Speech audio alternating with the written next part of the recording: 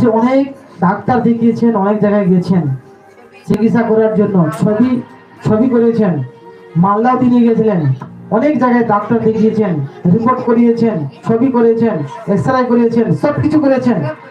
সবকিছু করেও 25 বছর ধরেও সে তার জ্বালা যন্ত্রণার মধ্যে ছিল।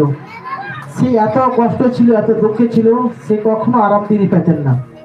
এত প্রবলেম ছিল, এত সমস্যা ছিল 25 বছর ধরে, যে আমি কোথায় গেলেই সে আরাম পাবো, আমি কোথায় গেলেই সে আমি সুস্থতা পাবো, আমি কোথায় গেলেই যে আরাম জীবনে আমি শান্তি পাবো।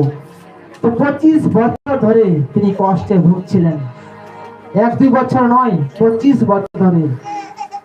মাথার ব্যথা হলে, প্রবলেম হলে আর জীবনে কষ্ট হয় জানেন।